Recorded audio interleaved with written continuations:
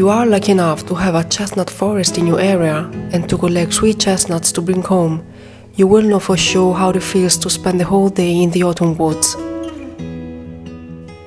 The foliage buds with amber, saffron, russet and scarlet hues.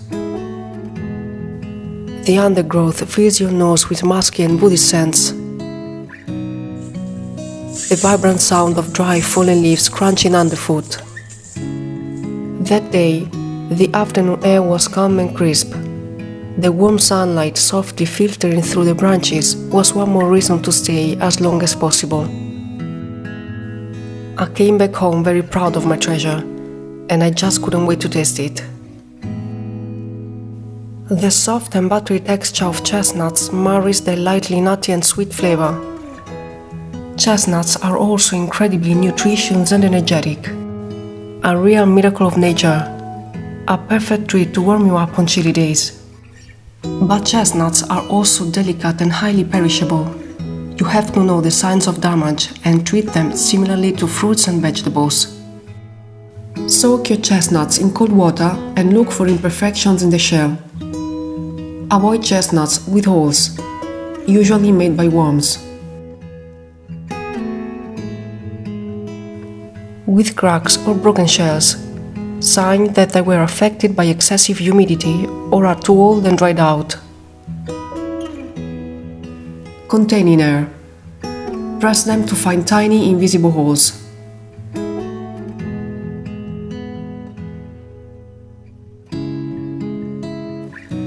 If the shell is too soft and bends or collapses in your hands, their pulp is damaged.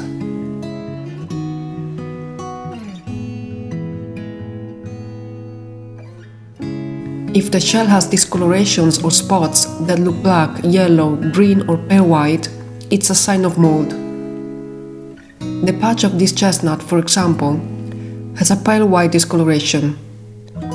The patch of a good chestnut, instead, has a uniform light brown color.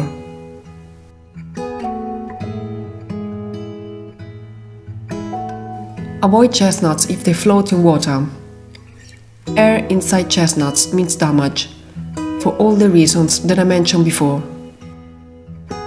Healthy, fresh and mature chestnuts have a dark brown shell with a bit of a shine.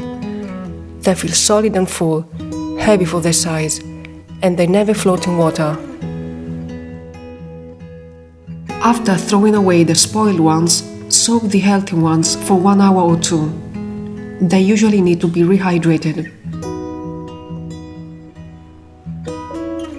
Before roasting chestnuts, you first need to cut a slit into the shell. You should score the edges of the flat side and the round side lengthwise, like this.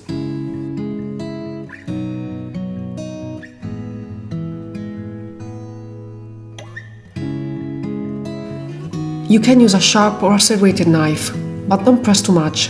The aim is to score the shell, not the pulp. If you score chestnuts in this way, you will be able to peel them more easily.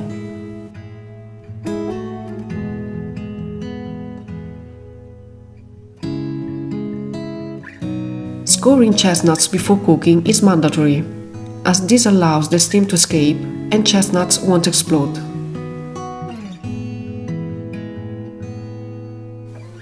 Select the ones having the same size. They will cook more evenly and get done at the same time.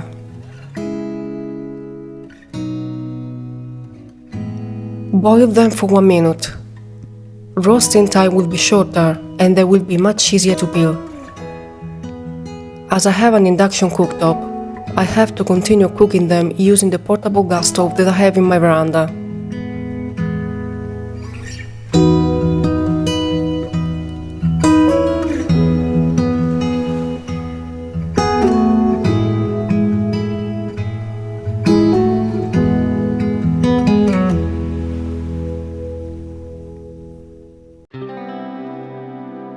To roast chestnuts on a gas stove, we will need a large iron pan with holes and a heat diffuser.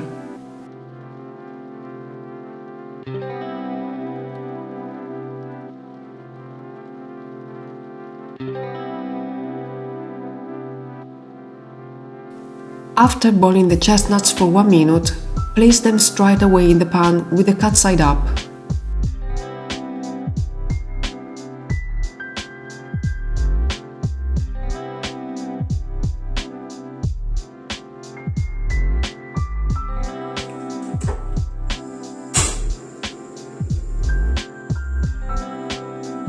Without the heat diffuser, start roasting them on medium-high heat for 1 minute.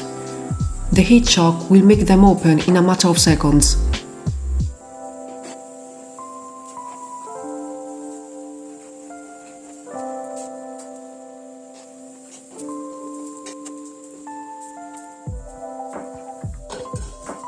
Cover the pan, and this time, using the heat diffuser, keep cooking them on low heat for 10 minutes, or a little more if they are larger.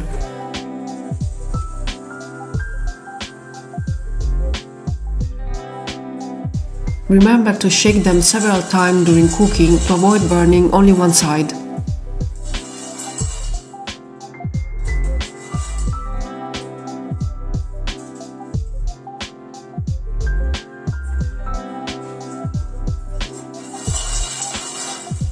For the final roasting, remove the lid and the heat diffuser.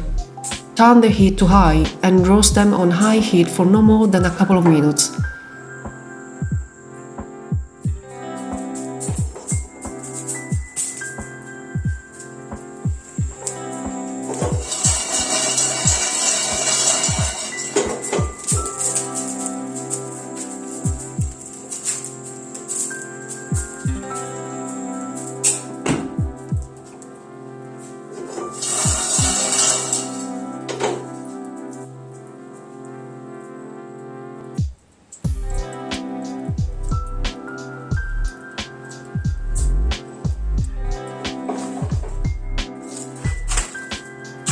When you're happy with your roasting level, keep the chestnuts inside a paper bag, closing it very well and turning it upside down to avoid opening.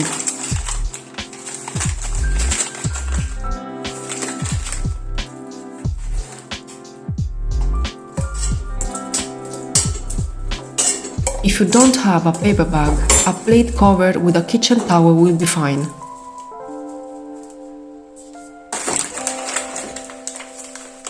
This step is important because as chestnuts cool, the skin under the shell begins to stick to the pulp of the nut, making it impossible to peel them. If you keep the steam inside instead, the skin won't dry out and won't stick during the cooling down, and you will be able to eat them warm and perfectly peeled.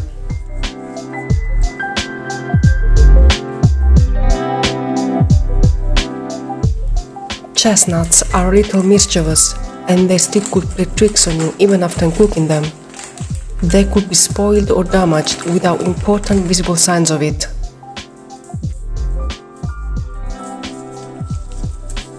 Brown pulps.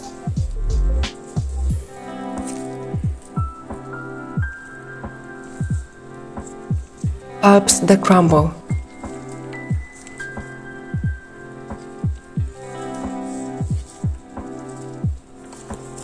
Pulps that don't peel. Are usually all signs of excessive humidity or moisture. Sometimes it did happen to me to roast chestnuts that were apparently so good, but actually that bad. I even found some worms at times.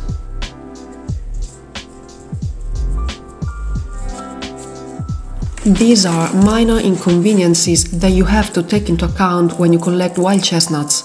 You don't really know, in fact, how many days chestnuts spend on the ground exposed to insects or rain, for example, waiting to be collected.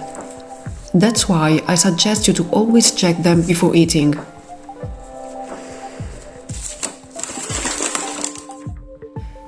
Edible pulps are like this: clean, clear, light cream colored, firm and compact to the touch. And now I can finally enjoy my treat.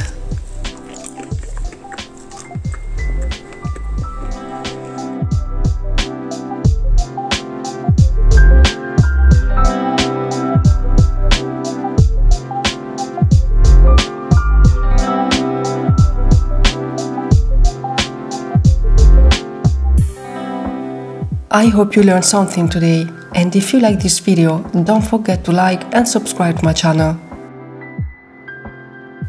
Do you have chestnut forests in your country? Have you ever collected sweet chestnuts? Let me know in the comment section. I can't wait to read your story. In the meantime, thanks for watching, and I'll see you in the next video.